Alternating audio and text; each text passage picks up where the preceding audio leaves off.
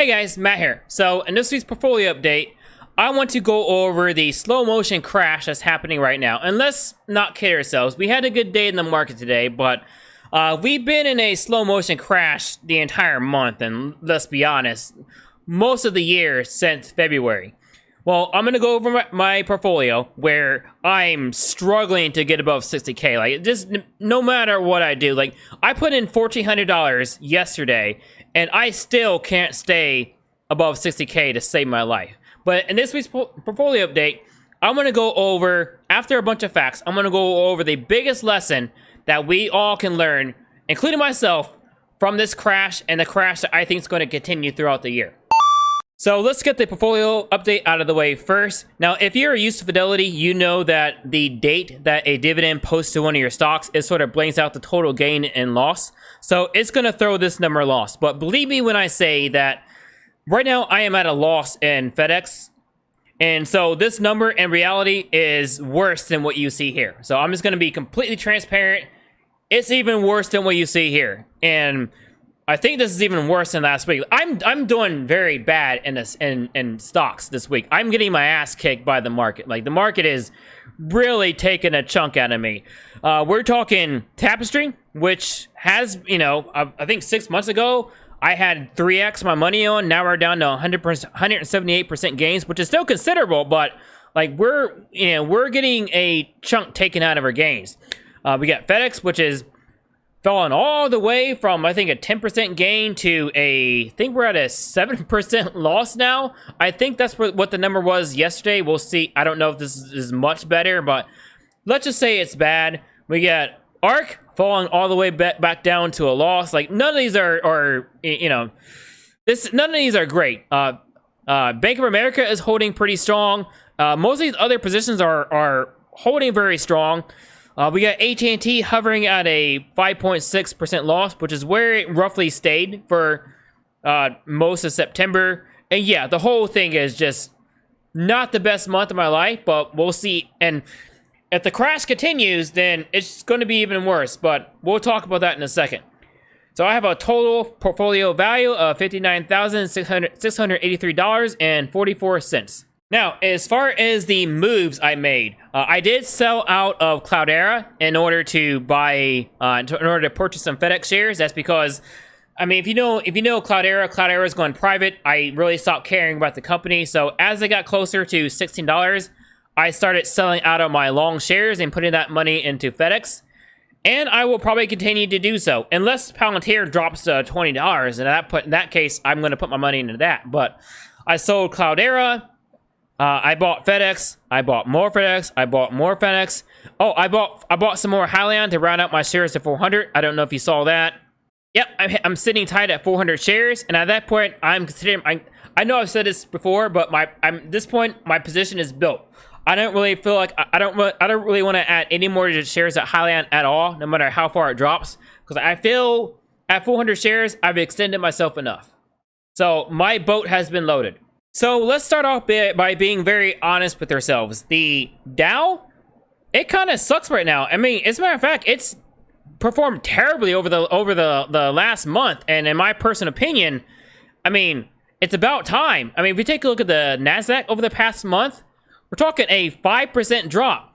And that includes the gains of today. So we're talking, it might as well be a 5% drop in the NASDAQ.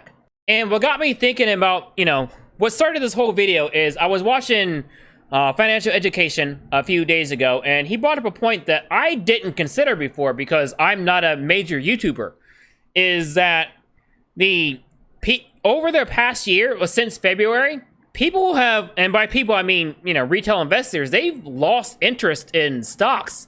Like, people have not been searching for stocks since February, and deservedly so. I mean, all the, the big name stocks like Microsoft and Apple, they're probably doing well. Like, they're always going to do well. But as far as the retail stocks, the stocks that get, the stocks that get views and the stocks that, growth investors are interested in, like, no one is searching for them at all compared to February. And in a completely separate video from a channel called Learn to Invest, he went over the events leading up to the major crash of 1929.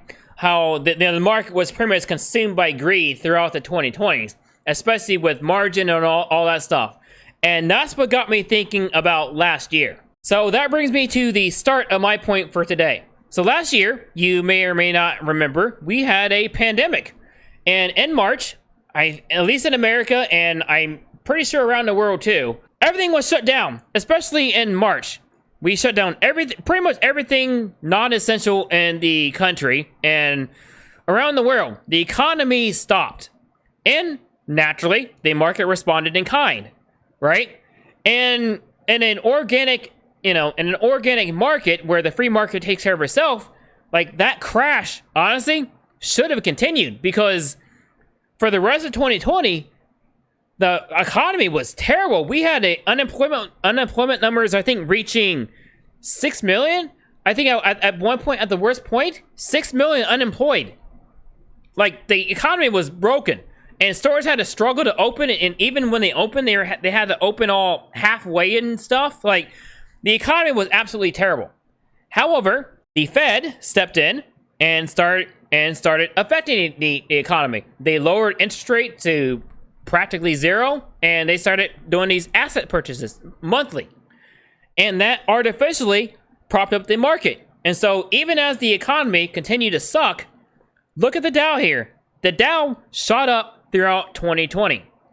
And I would like to say that the market, in my opinion, started to become a little consumed by greed. And the same with the NASDAQ. Like, we all got greedy. We all got really greedy. If you remember during that time, like, stocks just kept going up despite everything being terrible. Like, there were some earnings reports. I remember one from Realty, and I know there was one from Uber. Like, they were very lackluster reports. Like, at the slightest hint of good news, the market just shot up. Well, the stock price just shot up just at, like, mediocre news. Now, let's pick on one of my best performing stocks. A stock I feel very strongly in, Tapestry. I bought Tapestry down there with a cost basis of somewhere around $13.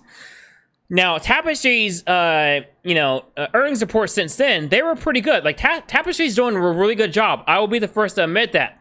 However, I don't think it was a good enough job to warrant this massive shoot up in stock price. Don't get me wrong, I'm really happy to be, 100%, 200% gains, but do I feel this was warranted? Do I feel the stock was worth it? In hindsight, probably not. Now let's take on a better example, an even better example. We're talking Hyliion. Now Hyliion went public. Now this might ruffle a few feathers, but I'm gonna say it. Hyliion went public around October the 2nd, 2020. And this is what's gonna really lead to my point here. Now prior to that, Hyliion released this PDF along with Tortoise, the acquisition group, because keep in mind, before October, Hyliion, the stock Hyliion was Tortoise, and they acquired Hyliion and took on Hyliion's name, and that gave birth to Hyliion as we know it in October. Now I'm not gonna go over this. I did this in several videos, but let's just say during this in 2020, before they went public in June, they had a bunch of expectations. And I want to word this very carefully, just, expectations that they most certainly have not met yet. They might, but at this point, they have not met those expectations at all yet. But, so all this was hype. June 2020, the stock wasn't even going to go public as Hyliion until October. And guess what people did? Like, people shot this stock up to $50. There was some poor soul who bought Hyliion around $50 before the company as we knew it even went public. So they bought into the stock all this way up based on the hopes and dreams. Stock went public around October. Dreams sort of met reality when, their goals were not being met. It sort of bounced around a little bit. And then February, just like all the other stocks, everything went to hell. And at this point, 78% of its value, as a matter of fact, from its height, we're talking an 84% drop. Now, this is one of my, I had the most shares in Hyliion. I have more shares in Hyliion than any other stock. But I'll be the first to admit that, this right here, this was all greed. This was all greed. And the point I'm trying to get in all this is that valuations don't matter until they do, right? I mean, it's very clear. that people paid in this based on hopes and dreams. Valuations did not matter at all, and this company's, and buying the stock at $50. Not at all. Another one, GAXY, a freaking penny stock. Now this was one I released a video on this stock around the end of January, early February, and this was at the height of, I call it the greed. This is like the crescendo of the greed, right before everything went to hell as far as retail stocks, right? Everyone was buying penny stocks because all the stocks were going up. You might as well just risk your money on super risky companies that don't have the finances to back it up, right? You might as well. So I released a video, a bearish video on GAXY, which I got a lot of hate comments for, but I also got monetized thanks to that video. Like that video is one of the best performing videos on my channel as far as watch hours. But I mean, people kept buying into GAXY stock, and some poor soul bought GAXY at 7 cents. Now since then, the stock has not done very well at all. But that's the point I'm trying to make. The market for the last year was consumed by greed. And I'll be honest with you, I'm included in that. I'm no different. I'm not a financial guru. I was swept away in that as well. Let me show you. So let me pick on the company that I bought. And I've said this in a few videos in the past, is that, so I bought Tesla right around here. It was right after the split. So it was right around August or whatever. Now, despite me believing in valuations, and I try to include valuations as far as all the stocks I buy, even if that valuation is more of a guess. Well, my dumbass, I bought Tesla at the time right after the stock split at all-time highs. Now, I am up 91% on Tesla. Despite me being up as much as I am, I still consider it a bad move on my part to buy Tesla when I did. Yes, it is a very profitable mistake, a very profitable one. But I still consider it a mistake buying Tesla when I did. Because at that point, valuations didn't matter to me. And then somewhere around February, guess what? Valuations began to matter again. And as time wore on, valuations began mattering more and more. And you felt it too. Especially, it started with the retail stocks because, like I said, you felt it too. We had stocks that reported perfect earnings. Like even Apple, reported perfect earnings. But guess what? The stock price dropped considerably. It happened with a lot of stocks. Fantastic earnings, stock price dropped. Because guess what? Valuations began mattering. Tapestry, we'll do it from May. Tapestry, one of my highest performing stocks, down 22.6%. That's since May. We're talking Hyliion. Since its height in February, it lost 61.5%. Tesla, we'll do it since February. We'll do it from its high point right here.